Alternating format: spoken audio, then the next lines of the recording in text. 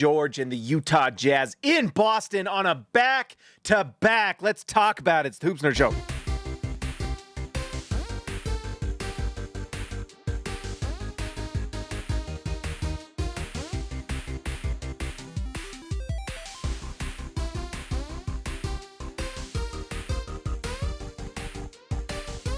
All right, guys, like the video, subscribe to the channel if you're new here. We've got a new member of the channel. Maybe we'll do that midway through the video at some point. For Steven Stevens, a new member of the channel. By the way, if you haven't already and you want to support the channel, just go and hit the join button, and I would really appreciate it. All right, so let's see. I got a lot of screens going here. I got to get this screen up here moved. It always does the wrong one. There we go. Let's talk about this one. First, this Boston Celtics team is obviously in kind of a gap year, they're saying. They are... it'll be interesting to see how much winning they want to do, because they do own their pick, I believe, and they can probably get a nice player in this draft. And without Jason Tatum and with all the trades they've made, it might be the best thing for them going forward. So I wouldn't be surprised if they're kind of happy the Jazz won this game, but they did play pretty well. Jaylen Brown is solid. I cannot believe he was 0 for 9 from 3. That's great. I didn't realize that. He was awesome from 2, but just one of these and the Boston Celtics win this game. So maybe that tells us a little bit about kind of this game in general. But the Boston Celtics, they shoot a ton of threes, 51 compared to 31 for the Jazz, and the Jazz win this one. So that's interesting. Their best three-point shooter tonight was Peyton Pritchard. I don't know if that's the best strategy long-term or whatever, but it's what they do.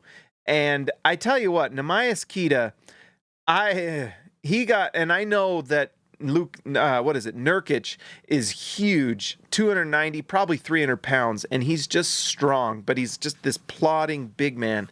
He had no way of having any sort of way of stopping Nurkic.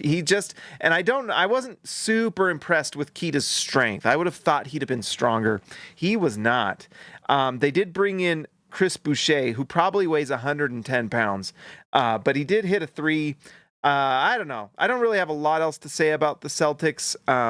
Derek White is obviously an additive player, but when it's just him and like Jaylen Brown, I don't know how good you're going to be as a team, So I don't have much else to say for them. They do have an interesting style because they just shoot threes. And I tonight really confirmed for me, I am just not a fan of Anthony Simons. I cannot believe the Portland Trailblazers held on to him for as long as they did, because he just does not help you win games. He just doesn't. It's just not good. -11 for him. He doesn't really make anyone better. He's not particularly consistent, and he didn't really help the Boston Celtics tonight. So, Peyton Pritchard and Derek White definitely deserve to start over Anthony Simons, 100%. So, if anyone wondered why I don't know I can't remember what the Celtics gave up for him, but it wasn't a lot, and he's not worth a lot because he just doesn't make you better. Anyways, that's my thoughts on the Celtics. Jaylen Brown is really good, though. He is really good. I can't believe he shot 0 for 9. They would have won this game if he hits just one. But he's very, very good. The Utah Jazz. All right, we've got to talk about this one. This was great. We can't bury the lead tonight. Keyonte George was fantastic. Arguably his best game in a Jazz uniform. 31 points, 4 assists, 5 rebounds. He just absolutely took it to the Boston Celtics. They had no answer for him. He took 13 free throws, made 11 of them. He is just blossoming into such a great player. And, there's some people online that are probably trying to change their narratives. He has definitely gotten better, and you got to give him credit. He's improved as a defender. He's making better decisions. But the signs of this were all there for the last 2 years. It's just that the Utah Jazz, and this is what I lost my mind about for these last 3 seasons of just some of the stupid development the Jazz have done. But Key was getting iced out by Kelly Olynyk in his rookie season and Jordan Clarkson, if you remember, they made a point of not passing to him. The Jazz traded Kelly Olynyk eventually. That was a dumb trade to bring Kelly Olynyk on in the first place, but he was getting iced out in that first season. And then he's on the floor, and I know he's got a good relationship with Sexton, and I think he's, obviously fine with Clarkson. But those two guys were not, sharing the ball either. So Keyonte George spends his first two seasons just absolutely dealing with players not worried about spreading the ball around and just getting iced out, and it was lame. It was lame and not good for development. And he ends up going to the bench last year for a lot of the time. And, Isaiah Collier gets those starting minutes last year. Keyonte George kind of comes off the bench as a sixth man. And that doesn't look like the greatest decision now looking back. And he earned his spot in the starting lineup. He's looking like he was the best player tonight, no question. No question he was the best player for the Jazz tonight. He is the reason they won this game. He was awesome and deserves just a ton of credit for how hard he's worked and developing those skill sets. And a lot of those things, the percentages aren't much different, or at least just what it looks like as a player. He's just making better and better decisions. That's where the development is. But that development doesn't happen unless he gets those minutes and gets the run and gets the time like he's getting now. Having Colin Sexton and Jordan Clarkson on the team last year and not trading them was malpractice. That was stupid. And it led to the Jazz winning more games. Well, last year and the year before, to be honest. Last year, they ended up having to rest them. But having them on the team at all is just bad development because you should have been developing Keyonte George anyways. It's good that they've done what they're doing now, and that's great. But it took some time, and this is why you've got to develop these young guys, because you find out who of these young guys can become a star or a high-level starter, or you know what I mean? And if you are not developing these guys, how do you find it out? What are we gaining by playing some of these players? I don't get it. I don't get it. And I hope the Jazz learn their lesson with this. Probably will not. And, the people online that were talking about Keyonte George not being good for the last 2 years, well, they'll change their tune and they'll just sing the song of whatever the Jazz are doing next. But the reality is Keyonte George should have been getting more minutes. He should have been getting more focus. And yes, he was making mistakes. Yes, he was turning the ball over at times. But that's how you get better. And so, I don't know. The moral of this is Keyonte George is turning into an absolute star. The signs were always there in the seasons before, but it's really nice to see it kind of flourishing now. And everyone who complained about the Colin Sexton trade, this is why. This is why. Because they just did not need to or want to waste this development anymore. And Keyonte George is doing absolutely fine and making everyone else better. Everyone else on the floor is just getting much, much better with Keyonte George on the floor. And I don't want to hear this thing about attitude. That was the thing that used to drive me the craziest. If you want to talk to me about performance and ball movement and decision making, that you have a point, and I can agree. There were times where Keyonte George was making poor decisions and turning the ball over, but that's because learning the point guard position in the NBA is extremely difficult. But the thing with the attitude was garbage. It was garbage because things that he was being told that he had to do, other players were allowed to do it. It's just a fact. Sorry. Kelly Olynyk was icing him out. Jordan Clarkson icing him out, and I'd be annoyed too. And we talked about that rookie season, and I'd be annoyed too. And then for people to complain about Keyonte George body language 2-3 years ago, when he was being treated honestly, trying to just find a way into the flow of the offense and into the scheme of the team. When veterans are just icing him out, and for the Jazz to just allow that to happen was garbage. And so for everyone to say, the attitude. No, it's garbage. He deserved to have the attitude he did. Because guess what? All this stuff we talk about having to defend and move the ball, At what point was Jordan Clarkson defending the basketball the last 3 seasons, 4 seasons, or ever, really? When was he defending at a high level? When was he moving the ball when he should and not taking bad shots? Right? I mean, the rookies, they get sent to the bench, but the vets get to do it. And there's some of that we've been seeing this year that is annoying, and it's not fair. It needs to be fair for everyone. Can we please have a basketball system where there is not a respecter of persons? That's the thing that drives me crazy. If a rookie or a second-year player or third-year player, if it's good for them, then it's good for the 7th year and 8th year and 9th year player too. That's how you build culture. And, you know, if you don't have it that way, that's how you lose teams. And that's how you lose culture. If it's like good for some players and not for others, then it's not a good thing. And so anyways, that stuff about body language was garbage. And then, you know, Keyonte has to play with these other players that are just absolutely going ISO ball all the time.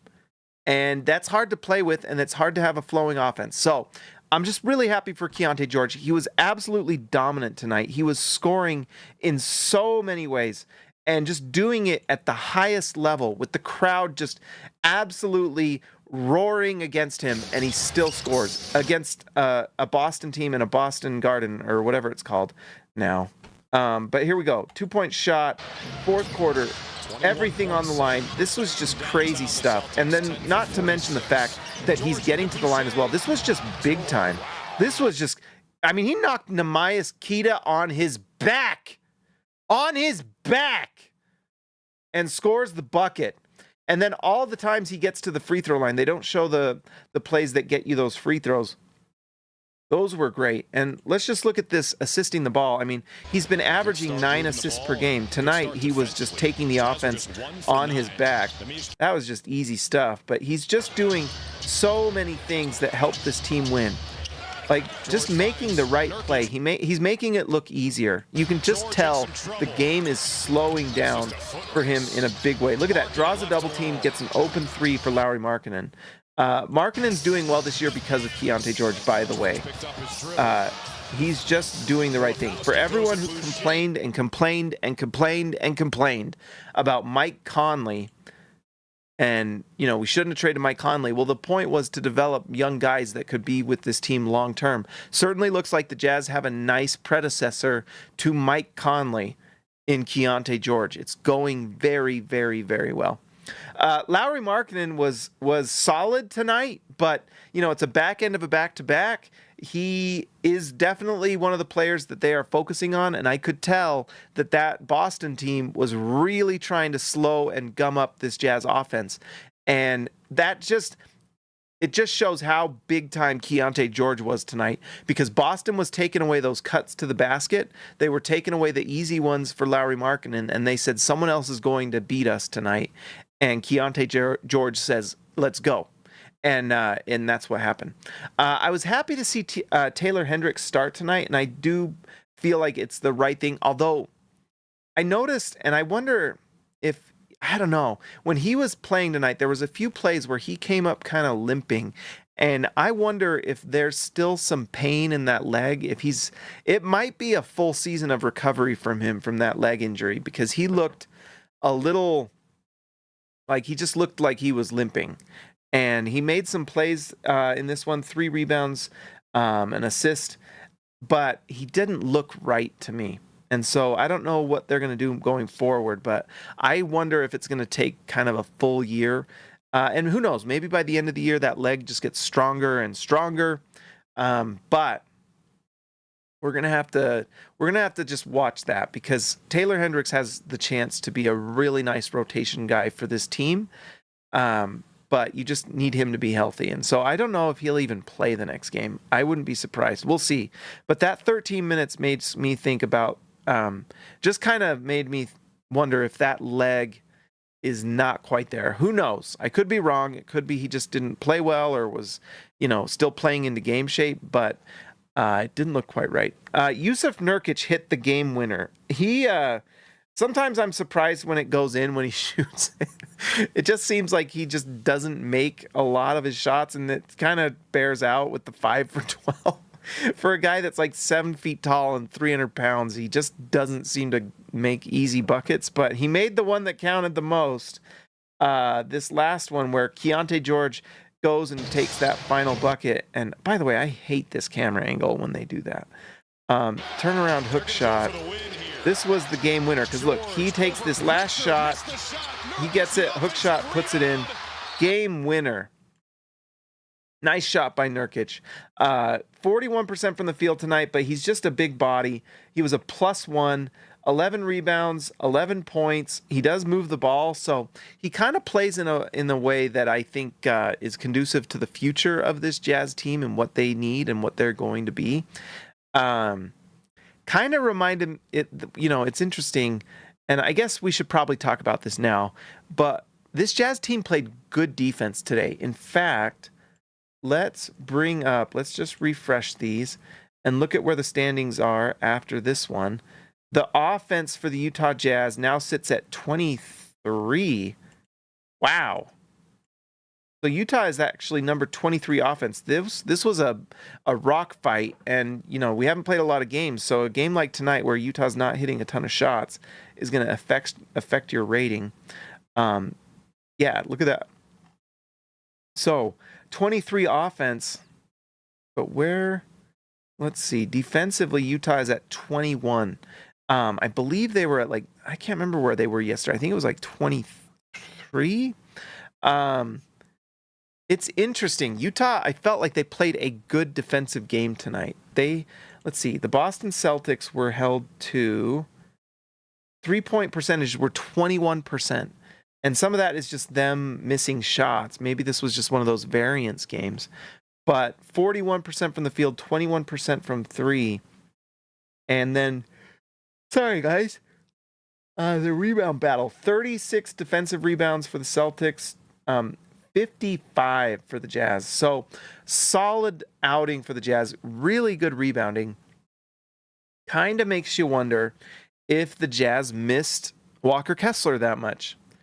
And I just think it's interesting. Nurkic can kind of spread that floor a little bit, and he passes that ball well. He's plotting. He can't move laterally very quickly.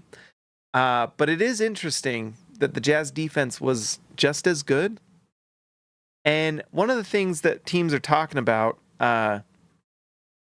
is, or not teams, but some of the things we see from people who are watching and so on is Will Hardy really lays into Walker Kessler on the sideline sometimes. And one of the things that was interesting when they were talking about like how to improve the defense, Will Hardy made one comment, and it was about Walker Kessler. And I just think it's interesting because here's the thing. We all know that Walker Kessler is a good shot blocker and a good rim protector overall. I don't know if he's a game-changing defender, I don't think he's worth $30 million is what I would say. Now, if the Jazz can get him for a nice, cheap, steal of a deal, great. But for what he's asking, I mean, I bet the Jazz offered probably 20, maybe even 25. And if he's asking for like 30 million, I just don't think that's worth it for the Jazz.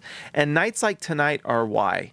Because Utah won this game, and it wasn't because of the center. And, yes, you want to keep your good players if you can, but you got to think about what the future of this Jazz team is going to look like and who you want to give contracts to. And you can't just give contracts to everyone. Not with this CBA. It's extremely strict. And, Keyonte George is playing himself into a contract, by the way. He's playing well. And you get to a point, if he's playing like this night after night, are you giving that money to Walker Kessler, who doesn't have the ball in his hands and doesn't affect play outside of just rim protection? Or someone like Keyonte George, whose defense is improving pretty high level I mean, not high level defense, but he's playing at like what a average level defense, which is great. considering, before the defense was not good enough. And that's one way he's getting better as well, is defensively. Steve Stevens, all Harkless. Harkless helped a lot. In fact, +5 for Harkless in this one. +11 for our guy Ace Bailey, by the way. But that defense, that matters. And I don't know if the Jazz are better defensively with Walker Kessler, because the last 3 seasons they've had defense number 28, defense number 30, defense number 30. Utah now, this season, is defense number 21 so far, which is great. The defense is improving, but it's been literally the worst in the league the last 2 years, and that's with Walker Kessler playing. So I don't know if it actually is conducive to winning games. He is definitely not Rudy Gobert. He's not, but no one is. But I don't know if he's actually close to Rudy Gobert. I don't know. Because there's some things that are just like, there's rebounding issues sometimes. And there's just some softness issues sometimes. And maybe that was the bursitis this year, but it was pretty noticeable. On top of that, I don't know. I think it's just a very interesting thing, and it's something to bookmark. Maybe the Jazz just absolutely go lose 10 in a row after this. And it looks like Walker Kessler is an important part of their team, or maybe it looks like they're not much different with or without him, and maybe it's worth just getting cheap centers in the future and putting your money into the wings and your guards and things like that, right? It's kind of where basketball is. The center position, unless it's like a superstar, unless you're looking at someone like Nikola Jokic, or, Embiid before he really broke down, or some of these guys that are, Wembanyama, unless you've got some kind of superstar center like that, you probably don't want to be putting a lot of money into it, because that money can go to your wings and your guards that are making the plays for you.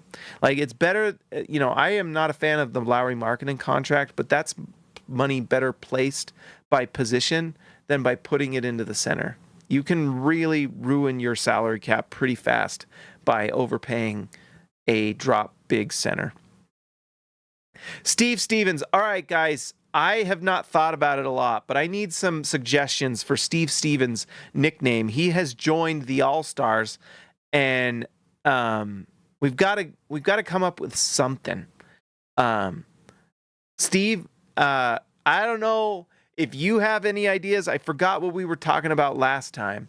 But guys, as we go, I need you guys to be thinking about nicknames for Steve Stevens. We need something. Because we've got I Believe in Steve already. But Steve Stevens, I don't know. It's like, don't call him number 2.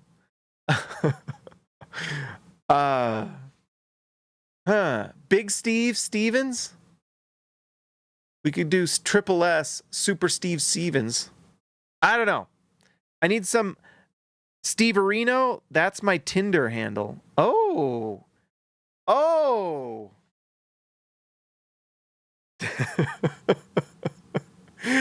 Do we got Loverboy Steve Stevens? Loverboy Steve Areno.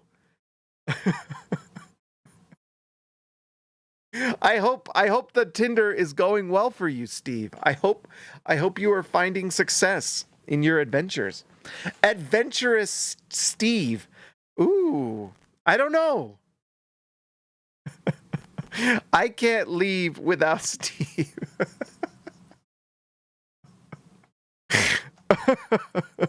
Steve times 2. Steve squared. No, but Steve is not. Oh! Steve Stevens, first in our hearts. Something like that. On Tinder. I'm trying. Steve Areno is cool. All right. You know what? I'm not really having anything hit very hard. Steve Areno, Steve Stevens, Tinder Stevens. It's Steve Areno. It is. That's Steve Areno to you. Chat. All right. Steve Areno it is. Let it be said. There we go. Steve Areno. Steve Areno Stevens. Is it Steve Areno Stevens? I guess that's what we're going to do. There we go. All right. Have we badmouthed the players enough yet? Probably not. Oh, no, we have not. Tinder Steve. Time to talk about Svi Mykhailiuk. I just wanted to show something. Steve Mykhailiuk. We can't call him Steve Mykhailiuk. Svi Mykhailiuk. What is this? What is this? Svi. Last 5 games, regular season. I pulled this up because I was mad. 1 for 3 games ago. 0 for 5 2 games ago. 1 for 4 from 3. And then tonight, Svi Mykhailiuk, 1 for 8. What is this? What is this? Will, what is this?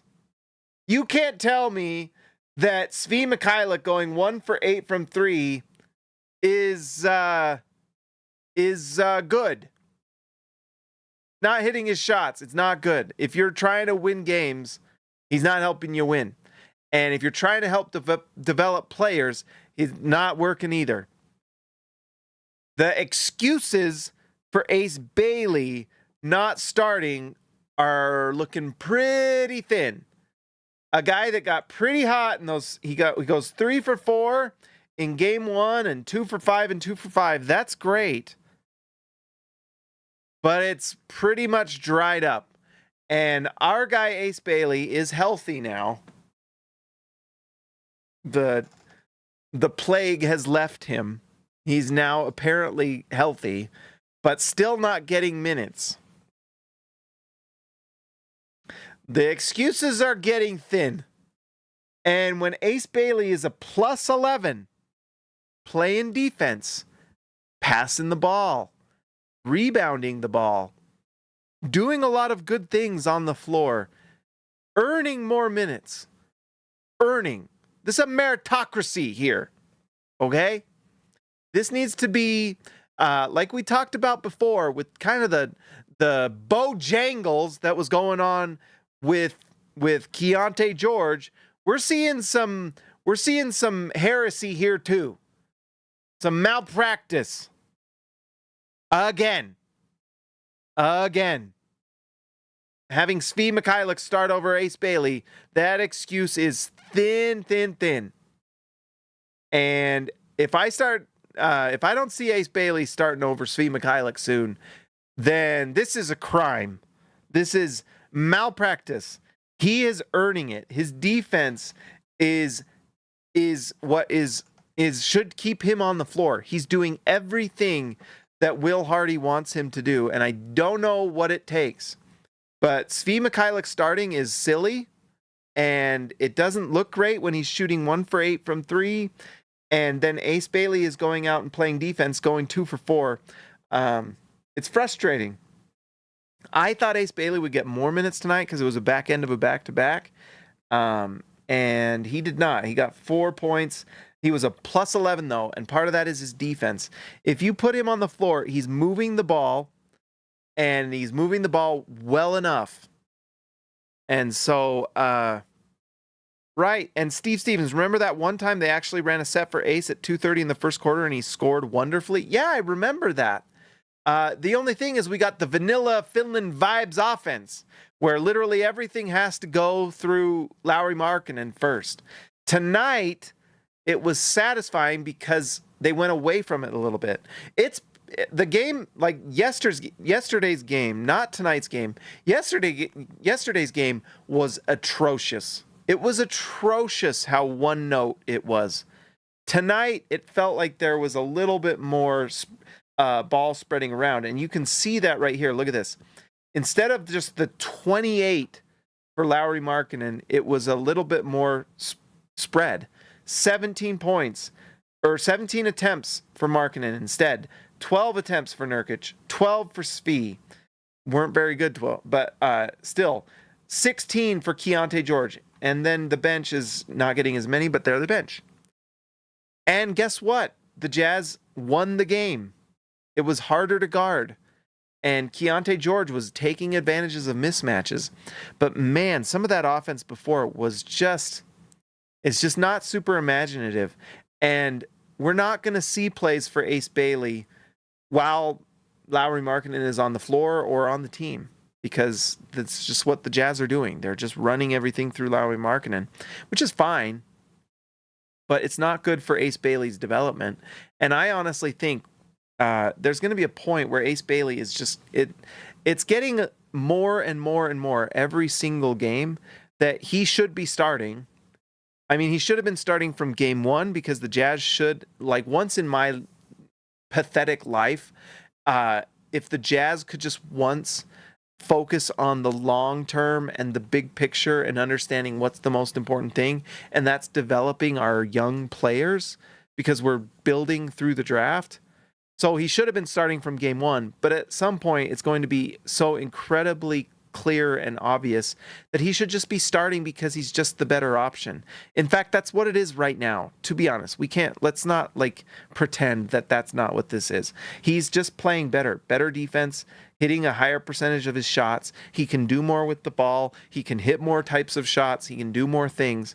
I mean, that layup he made was incredible. And if this Utah Jazz team spreads this floor, he's only going to get better. I mean, this was just a nice little shot over a good defender in Jaylen Brown. Then you look at this driving reverse. This was just awesome. And he just doesn't get a lot of opportunities. Look at that. Drives past and scores. Just nice. And so it would behoove the Jazz to get him the ball and get him in the offense more. You know, him and Keyonte George are as essential to the future as anyone. In fact, I would argue those two are the most important players right now for the future of the Jazz. Keyonte George and Ace Bailey. Right? I mean, everyone else on this team is probably tradable. For sure. But Keyonte George right now and Ace Bailey, you're not going to, they're not getting traded. You're not going to hear trade rumors about Keyonte George and Ace Bailey. You're just not going to hear it. You're going to hear other ones, but not about them. I don't have much else to say about Ace Bailey. He played 18 minutes tonight. The defense was solid, plus 11. He's just getting it better. And he's figuring it out. And it sucks that some of these other young rookies are getting more run, and their games are a little bit more inducive to succeeding earlier on. But Ace Bailey's game looks like it could succeed as well if he was getting more minutes and if the offense was a little bit more equal opportunity, spread out for everyone else to succeed as well, not just one player. So we'll see. I think the Jazz, I'll be honest, I was still kind of in my heart because I want to get a top 3 pick in this draft, but I was happy for this team to win a game. I'm especially happy for Keyonte George, who's been playing so hard and working so hard on his game and making the right decisions and the right moves. And so I'm happy for him to win. The Jazz are not going to go winless. And so, when they win these games, it's nice to see. I do think the Jazz need to start thinking about making some moves. If Will Hardy will not put Ace Bailey in the starting lineup, then the Utah Jazz need to make a move to trade Svi Mykhailiuk, right? Make the moves so that the coach has to do the right thing. And honestly, that's why I don't really put a lot of the, when I'm frustrated, I've been a little more mad at Will Hardy lately this season because they've been playing to win. And so that's when the coach gets a lot more scrutiny. When you're playing to develop, then you've got to scrutinize the front office because they should be setting the team up in a way that allows the coach to coach while also not ruining their draft position.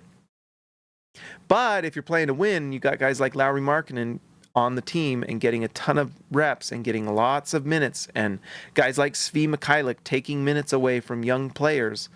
By the way, did Bryce Sensabaugh didn't even play today? Interesting. But anyways, then, then I don't know. I just think this Utah Jazz front office needs to get on it sooner than they have the last few seasons, because I don't think it's a very good idea to go into trade deadline and pull the rug again. Do it sooner. More minutes of development now when teams are trying is better than post-trade deadline, where you're probably going to have to trade everybody to lose some games, and you're going to beat some bad teams, right? Utah needs to make some trades sooner than later. And I would like to see Svi Mykhailiuk get traded, and the Jazz need to think long and hard about what their future is with this team. Because do you want to get a top pick in the draft, or are you just enjoying like playing level basketball, right? So we'll see. Steve Stevens, Steve Areno, our guy, hit the nail on the head. Elijah Harkless is showing that he's just a nice option to bring off the bench as just a defensive player. And he played really nice. And he's not going to get a lot of accolades, but he was awesome. I love his energy. I don't know if he's a long-term piece. Maybe. It's nice to have guys like that on the team that come in and just play their hearts out. And you can always count on Elijah Harkless to do that. And I love those types of guys. So shout out to Elijah Harkless. He's a bulldog, and it's fun to watch him. And I love watching that. Just, you need that energy and fire, and he definitely brings it. Kevin Love, because Walker Kessler's out, came in as backup center, and he was really solid. He spreads the floor, and it does some things for this Jazz offense that they don't have when Walker Kessler's on the floor, because and I know Walker Kessler's been shooting the three, but Kessler still doesn't look super comfortable or confident yet shooting a lot of those threes. Kevin Love, on the other hand, does, and it does open up the offense in a lot of ways. He had 7 rebounds and 3 assists. One was an incredible long pass, and he can spread the floor. So it's nice to see him playing well, and it does add an interesting element and some things the Jazz should think about for the future, what their offense could be. Kyle Filipowski. I talked about this last time. I don't like him starting, but I do feel like if you bring him off the bench, he can crush teams. And he did that tonight. That turned out to be true. He played 19 minutes tonight and was awesome. Highest plus minus on the team, plus 19. He just had a great game. And I think this really is like a role he can really thrive in, where he comes off the bench as like a 6th man, where he can handle, you can have him punish smaller players. You know, teams like this Boston Celtics team who are small and can't rebound and don't have an inside presence, he just destroyed them. And so I think that's great. The defense is a little bit of an issue, but if you have him coming off the bench and defending against bench players, it's fine. Now, against playoff benches, maybe not. Maybe it's situational. He can do some nice things, but it was nice to see him succeed, and he's just turning into a solid player. Sorry, guys. But yeah, I think that is going. His future is probably as a high-level bench big, and there's nothing wrong with that. To get a guy like this in the second round and have him contribute at an elite level off the bench, like to know that you've got a guy you can bring in off the bench and give your starters a rest and let him go to work, is a luxury, So it's fun to watch him succeed. I think that's where he's probably going to be best, So we'll see. And then finally, Walter Clayton Jr. looked a lot better tonight. It's interesting how the Jazz looked so much better tonight, and it's a back end of a back-to-back on the road. The likelihood of that is crazy, but there were so many players that kind of had a bounce-back game. Clayton was one of them. 3 for 4 from the field, 1 for 2 from 3. He looked awesome tonight. +7. He had 6 assists, 2 steals. He was great tonight. Just really, really good. And that's the type of play you're showing. I mean, you can just see how this Jazz team is finding out who their studs are from the draft. Bryce Sensabaugh didn't play, and the Jazz didn't really miss him. Because, with this team, you've got players that if you don't pass the ball or move the ball in the offense, you just don't play. There was actually one time where you heard Will Hardy just scream at Filipowski in the first half, "Pass the ball!" And I don't know if you guys heard it, but it was loud. And then you could see him yelling at Filipowski after. And then the second half, Filipowski was awesome. But yeah, you can just see that this Jazz team, Keyonte George is a big time part of the future. Ace Bailey is a big time part of the future. Filipowski is a part of the future. Walter Clayton, you're figuring it out. And then as you draft, like next year's draft, if you draft a superstar in the top 3, and that's what you get if you get a top 3 pick, is a superstar. Koa Pete, by the way, at number 4 is looking freaking good. He scored 30 tonight for Arizona. Go look at the Koa Pete. I think that's how you say his name. Go look at the highlights. Looking nice. But you're just going to keep adding young talent to this team. I think Taylor Hendricks too. I think he just needs some recovery time. That leg is, I don't think that leg's right. It's just, there's no way it could be. He's had 7 weeks now of full-time basketball. There's just no way that doesn't have some pain recovering from it, you know? So I bet it's probably going to be at least a year for Hendricks to get completely recovered. So it's nice to see him out there battling, though. But anyways, this Jazz team is finding out who is a part of the future and who is not, and they got to start making some trades, move some vets, because they still got to win this lottery.